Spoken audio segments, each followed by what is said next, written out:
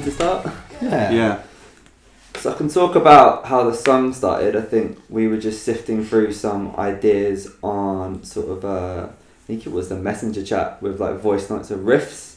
And there was one riff that I remembered that I think had been kind of lost in time. And then I think it was just played at rehearsal, as normally a lot of these songs start out as, do you guys remember this riff? And I think we went from there, and I guess it was one of those songs where it just fell together quite nicely. And I think we all liked the fact that it had a heavier edge to it. It was up tempo. The chorus itself was quite anthemic, and I feel like it's kind of grew from there. And I feel like it's really been the measuring stick, I think, for the rest of the album. This was the first song that we wrote, and I think we felt like anything that comes after that has to reach a similar standard. So it's just one of those ones where you just find the odd riff lying around, and then sometimes they fly, sometimes they don't. But with this one, I think we just hit it out of the park really straight away. I remember it being a really big moment when we added the breakdown in the middle as well. It was you did this, like the big kind of like chunky drum beat that went in, and you found a guitar tone to match, and it was like, oh, this is a different direction. I actually bought the China specifically for that one song. But it was all of a sudden it was like, oh wait, we can do that if we want. These are our songs. We don't have to fix a pattern. Like this feels like kind of dirty and grimy, but it's lyrically it's an interesting one because we'd not long been back from like doing some amazing stuff. Like we did Download, we did the Kiss Cruise. Everything seemed like it was the top of the world, and then we got deep into kind of pandemic territory, and I was definitely feeling pretty bitter, especially watching like, you know, the kind of music at large, popular music gets to just carry on, and grassroots music was suddenly, you know, kicked in the knackers and left to weep at the side of the road, and it is infuriating. I feel it very, very strongly. I'm sure you guys have similar feelings, but we're looking at this like cookie cutter music and like regurgitated pop song ideas, and it's horrible to watch, especially when you know there are some people who are incredibly talented musicians, people with great voices, people who are brilliant producers, and they get sort of edged off of doing the thing they love. And it's like, no, you make this kind of music now. Here's the album you get to put out. And then they disappear into obscurity forever. Maybe one song makes it onto those Naughty's banger playlist or whatever. And then that's it. And it's, yeah, would we like the money? That would be amazing. I'd love to be, even for one album, to be played all over the world for 6 weeks or whatever happens to these people. But I don't know if I'd have it in me to...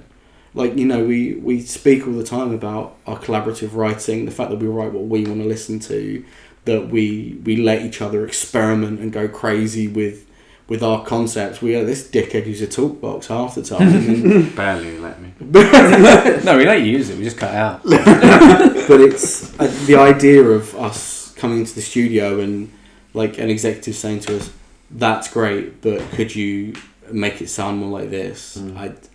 I hate it. And this masquerade, this false identity that people have to build. Like it's in the lyrics. They'll tell you how to dress, how to act, and you see it all the time, right? In popular media, all of a sudden these people they are themselves on Twitter or on a night out, and there's photos of them walking up to the corner shop with their pyjama bottoms on, and they're like, this person looks terrible. We all look terrible when you go up the corner shop. That's the point of going up the corner shop. It's because you don't want to get at least neat enough to do Tesco. Do you know what I mean? And I don't like where music is with that, especially for people who love rock and roll and are in rock and roll. When you hear the stories about the heyday, you hear about the 80s and the early 90s and record execs smoking at the back of a bar and being like, hey kid, I think you got something, and that's just so far away that you got to write songs about it, otherwise you're going to be angry all the time. It's your coping mechanism. But I think being honest in our work about not just what we want to play but how we feel has been very important to us.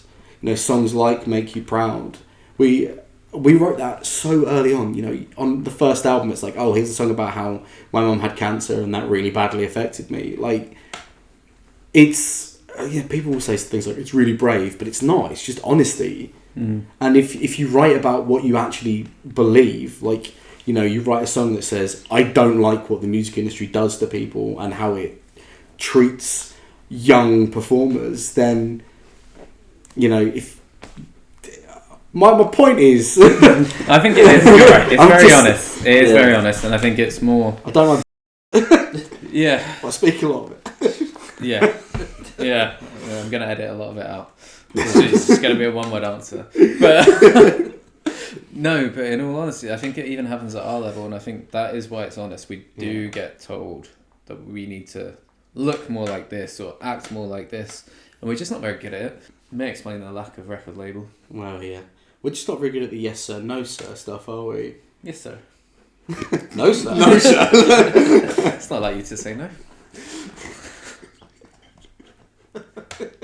The fun fact is, I don't know if I'm allowed to say this, but I'm going to say it anyway. Our album was initially going to be called Masquerade. Yeah, of course you can say that, because it's not called it anymore. Yeah.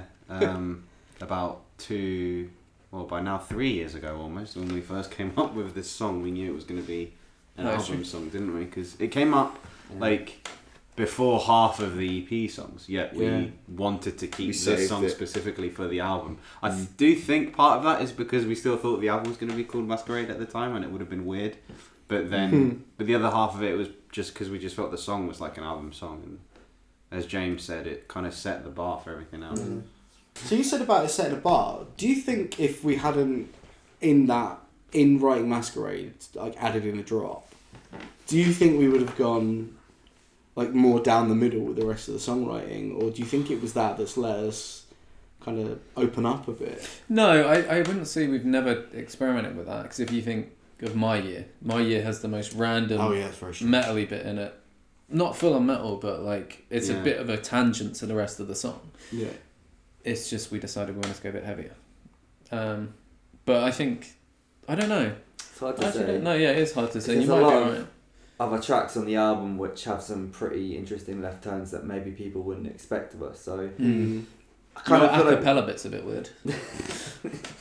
I liked Charlie's sonnet though. Yeah, so I don't know whether we would. I think we would have got there eventually, but I think it was just sort of Masquerade was a sign of when we're starting to let other genres of music bleed in to this band. It does work and it does sound good. So I think it may have given us a bit more confidence to be like we can be a bit more adventurous. But I think the drop bit was. Well, we massive. wanted Chris to do a growl on one of the songs, didn't we? But we didn't leave that in. in a breakdown of another song.